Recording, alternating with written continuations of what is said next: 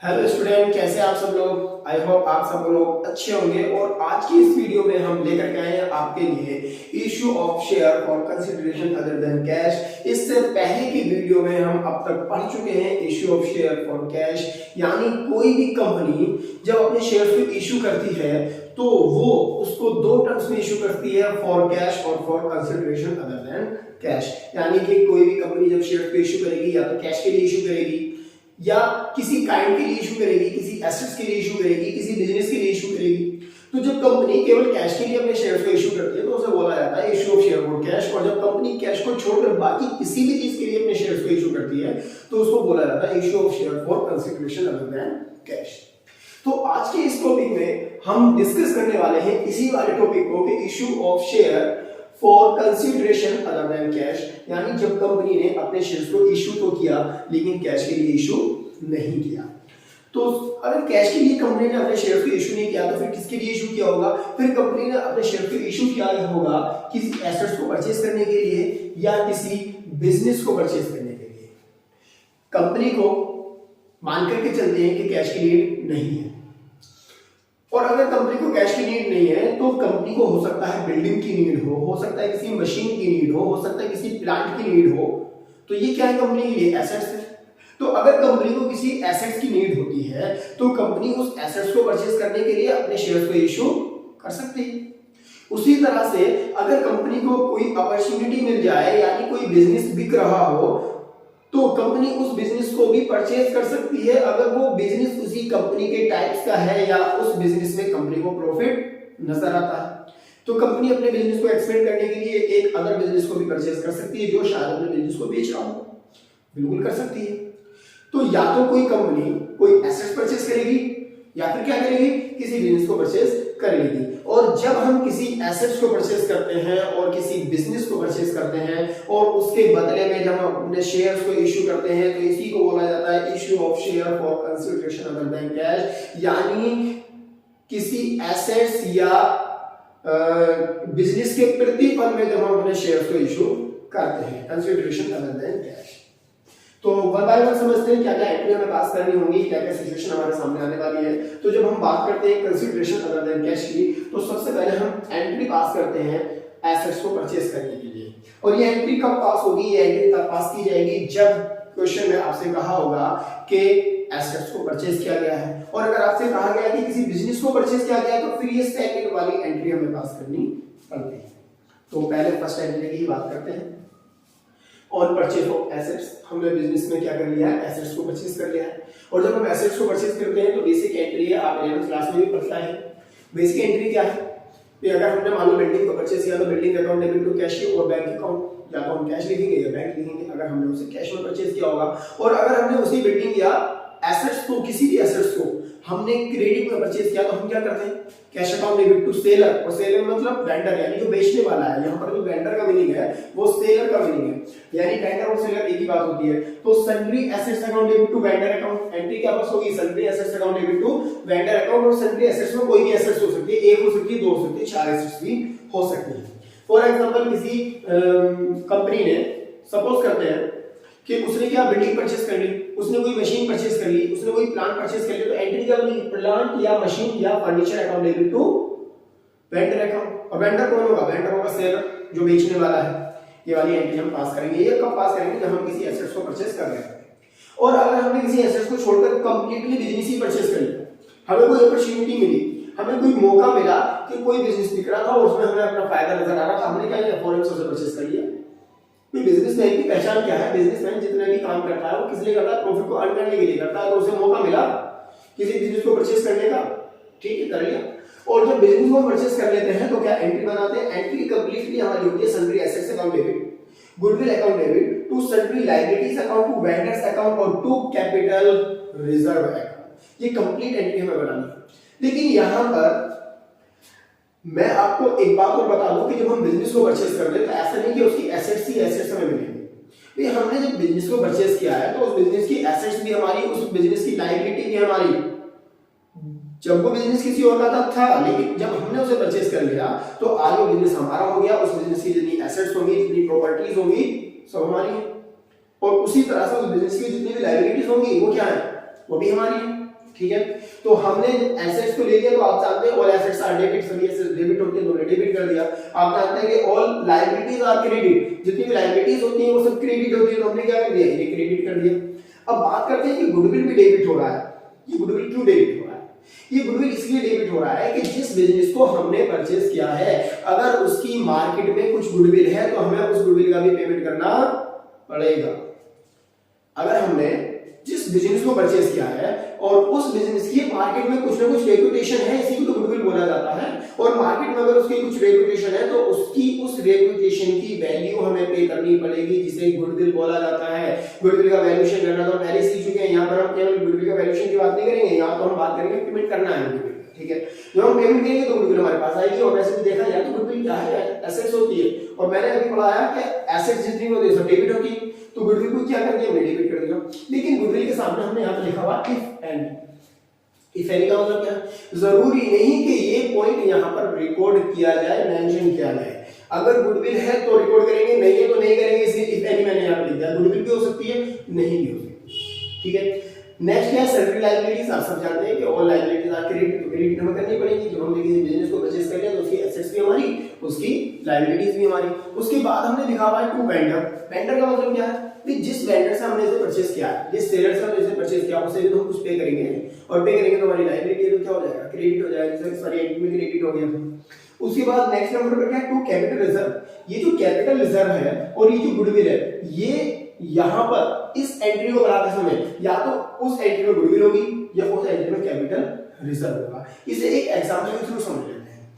मान लेते हैं कि कोई ए लिमिटेड है और इस लिमिटेड ने बी लिमिटेड के बिजनेस को परचेज कर लिया। कोई ए लिमिटेड है, इसने किसके बिजनेस को परचेज किया, बी लिमिटेड के बिजनेस को परचेज किया। अब बी लिमिटेड के पास कुछ तो एसेट्स होंगी, कुछ लायबिलिटीज होंगी। अब इसके पास कुछ एसेट्स थी, जैसे कि बिल्डिंग थी 10,000 रुपीज की, सॉरी 1 लाख की मान लेते हैं, ठीक है। इसके पास प्लांट था, ये भी 1 लाख का था। इसके पास कुछ फर्नीचर था, ये 20,000 का था। इधर इसकी कुछ लायबिलिटीज मान लेते हैं, जैसे कि क्रेडिटर, इसके कुछ क्रेडिटर थे, वो 50,000 के थे, ठीक है। इतना बिजनेस था इसका, यानी इसके बिजनेस के जो बैलेंस शीट थे वो हमारे पास ये है। अब हमने देखा इसकी बैलेंस शीट को हमने रीड किया और देखा इसके पास कुछ बिल्डिंग है, प्लांट है, फर्नीचर है और इसके कुछ क्रेडिटर है। हमने सोचा ठीक है भी खरीद लेते। हमने जब मन बना लिया इस बिजनेस को खरीदने का, तो हमने कहा भाई ठीक है, हम तुम्हें जो पेमेंट करेंगे ना, हम तुम्हें जो पेमेंट करेंगे वो टोटल पेमेंट करेंगे 4 लाख रुपीस। हमारी बात कितने में क्या होगी, 4 लाख रुपीस में हमारी बात क्या होगी। हमने कहा 4 लाख रुपए में पेमेंट कर देंगे, ठीक है, 4 लाख रुपए का पेमेंट कर देंगे। ये जो पेमेंट हम कर रहे हैं, इसी पेमेंट को, ये पेमेंट मिलेगा किसे, वेंडर को मिलेगा ना। हम पेमेंट करेंगे और रिसीव कौन करेगा, वेंडर रिसीव करेगा। तो टू वेंडर अकाउंट यहाँ पर जाएगी वाली अमाउंट, और इसी पेमेंट को हम और क्या कहते हैं, इसी पेमेंट को हम और हम बोलते हैं परचेज कंसिडरेशन। क्या बोला जाता है इसे, परचेज कंसिडरेशन। यानी किसी बिजनेस को, किसी एसेट्स को परचेज करते समय हम जितना पेमेंट करेंगे उसको हम बोलेंगे परचेज कंसिडरेशन। हमें पेमेंट भी तो करना है, परचेज का कंसिडरेशन क्या है वो है, ठीक है। अब यहाँ पर जरा ध्यान से देखो, हमें एसेट्स कितने रुपए की मिल रही है, 2,20,000 एसेट्स हमें मिल रही है 2,20,000। लायबिलिटीज कितनी मिल रही है, 50,000 का पेमेंट भी करना पड़ेगा, लायबिलिटीज का हमें पेमेंट करना पड़ेगा। ये तो एसेट्स हमें मिली, इनका पेमेंट करना पड़ेगा, तो इनका भी पेमेंट करना पड़ेगा। और 4 लाख रुपए किसे देने पड़ेंगे, वेंडर को। तो हमारे पास से जाएंगे कितने टोटल, 4,50,000। तो हमें एसेट्स केवल मिल रही है कितने रुपए की, 2,20,000 की, और हमारे पास से टोटल कितनी अमाउंट जाएगी, 4,50,000 जाएंगे, जिनमें 50,000 तो हम उस बिजनेस के क्रेडिटर्स को पे करेंगे, क्योंकि अब वो क्रेडिटर हमारे हो जाएंगे, और 4 लाख रुपए हम पे करेंगे उस बिजनेसमैन को जिससे हम परचेस कर रहे हैं। तो हमारे पास से तो टोटल 4,50,000 रुपए जाएंगे, जबकि हमारे पास एसेट्स कितने की आ रही है, केवल 2,20,000 की आ रही है। अब हमें ये बिजनेस महंगा मिल रहा है ना, हमने इस बिजनेस को कैसे खरीदा, महंगे में खरीद लिया, ज्यादा पे करना पड़ रहा। अरे ज्यादा इसलिए पे करना पड़ रहा है क्योंकि उस बिजनेस के जो हम ज्यादा अमाउंट पे कर रहे हैं वो इसलिए कर रहे हैं क्योंकि उस बिजनेस की कुछ ना कुछ तो रेपुटेशन मार्केट के अंदर होगी, कुछ ना कुछ तो उसकी गुडविल होगी, हम तभी तो उसे इतना महंगा खरीदने के लिए भी तैयार हो गए।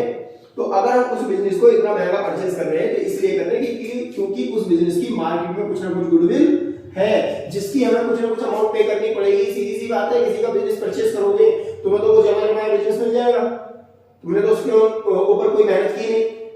अगर तुम उस बिजनेस को शुरू से चलाते तो उस बिजनेस की जो गुडविल होती वो तुम्हारी सेल्फ जनरेटेड गुडविल होती। अब इस गुडविल को तुम परचेज कर रहे हो, तो जब गुडविल को परचेज कर रहे हो तो कुछ ना कुछ तो तुम्हें अमाउंट पे करनी पड़ेगी। तो सीधी सी बात है, जब हम एसेट्स किसी बिजनेस को परचेज करते हैं और एसेट्स कम होती है और पेमेंट ज्यादा होता है, तो इसका मतलब डिफरेंस गुडविल का आने वाला है। डिफरेंस किस चीज का आने वाला है? गुडविल का डिफरेंस आने वाला है, क्योंकि गुडविल तुम्हें पे करनी पड़ेगी। ठीक है, उसके बाद आगे चलते हैं। कैपिटल रिजर्व का कैसे आएगा? कैपिटल रिजर्व ऐसे आएगा कि ये 2 लाख 20,000 की एसेट्स हम ले रहे हैं, 50,000 की लायबिलिटी है, और हमने बात तय कर ली कि भी हम जो पेमेंट करेंगे ना आपको, वो हम पेमेंट करेंगे ओनली 1,50,000। हमने कहा कि हम 1,50,000 दे सकते हैं आपके बिजनेस के, इससे ज्यादा नहीं दे सकते। तो ये क्या होगा आपकी बात? परचेज कंसीडरेशन होगा आपकी बात 1,50,000। तो यहाँ पर अगर हम टोटल देखें, एसेट्स हमारे पास आ रही है 2,20,000। हमें एक पेमेंट करना पड़ेगा क्रेडिटर को 50,000 का, सेकंड पेमेंट करना पड़ेगा वेंडर को 1,50,000 का, टोटल पेमेंट हमें करना पड़ेगा आपके पास 2 लाख रुपीस, यानी 2 लाख रुपए। तो हमें 2 लाख रुपए का पेमेंट करना है। कितनी एसेट्स आ रही है 2 लाख का पेमेंट करने को? 2,20,000। तो 20,000 की एसेट्स हमें ज्यादा मिल रही है। इसका मतलब हो गया जिस बिजनेस को हम परचेज कर रहे हैं ना, उस बिजनेस की मार्केट में जीरो गुडविल है, बिल्कुल भी गुडविल नहीं है। और जब उसकी बिल्कुल भी गुडविल नहीं है, फिर भी हम उसे 2 लाख रुपए दे रहे हैं और 20,000 में हमें एज अ प्रॉफिट रिसीव हो रहा है, तो उस प्रॉफिट को हम बोलते हैं कैपिटल रिजर्व। और कैपिटल रिजर्व में क्या होता है? ये जो कैपिटल प्रॉफिट हमारे होते हैं वही तो ट्रांसफर किए जाते हैं कैपिटल रिजर्व के अंदर। तो कैपिटल प्रॉफिट थोड़ी लिखेंगे यार, कैपिटल रिजर्व लिखेंगे। तो अगर हमें एसेट ज्यादा की मिल जाती है, परचेज कंसीडरेशन कम होता है, तो जो डिफरेंस आएगा वो कैपिटल रिजर्व आएगा। और अगर एसेट्स हमें कम मिलती हैं और पेमेंट हमारा ज्यादा का होता है, तो जो डिफरेंस आएगा वो गुडविल का डिफरेंस होगा। ठीक है, ये आपको ध्यान रखना है। तो ये सेकंड एंट्री बिजनेस को परचेज करने के लिए। तो या तो हम एसेट्स परचेज कर रहे होंगे या हम कोई बिजनेस परचेज कर रहे होंगे। इतनी बात आई होप आपको क्लियर हो चुकी होगी। तो जब हम किसी एसेट्स को परचेज कर लेते हैं, किसी बिजनेस को हम परचेज कर लेते हैं, तो फिर हमें क्या करना होता है? फिर हमें अपने शेयर्स भी तो इशू करने हैं। हमने बिजनेस परचेज कर लिया, हमने एसेट्स परचेज कर ली। कैसे परचेज की थी? शेयर्स के बदले में। हमने पहली बात तय कर ली थी कि हम जो ये एसेट्स परचेज कर रहे हैं, इसके बदले में आपको क्या मिलेंगे? हमारी कंपनी के शेयर। हम कैश वैश नहीं देने वाले, ना हम कैश से पेमेंट करेंगे ना बैंक से पेमेंट करेंगे। हम क्या पे करेंगे? हम अपनी कंपनी के शेयर्स उनको दे देंगे। और जब अपनी कंपनी के शेयर्स हम उनको देंगे तो हम शेयर्स दे सकते हैं 2 टर्म्स में, एट पार और एट प्रीमियम। या तो अपने शेयर्स को एट पार पर इशू करेंगे या अपने शेयर्स को एट प्रीमियम पर इशू करेंगे। अगर हमने अपने शेयर्स को एट पार पर इशू किया है तो एंट्री क्या पास होगी? Vendor debit to share capital. हम वेंडर को डेबिट कर देंगे, क्योंकि वेंडर ऐसी सिचुएशन में रिसीवर बन जाएगा, उसे तो पेमेंट मिल रहा है ना भाई। यहां से पेमेंट कितना पे करना? 4 लाख रुपीस या 150। अब उसे पेमेंट मिल रहा है तो वो क्या हो जाएगा? रिसीवर। तो vendor debit to share capital, हमारे पास से शेयर कैपिटल चली जाएगी।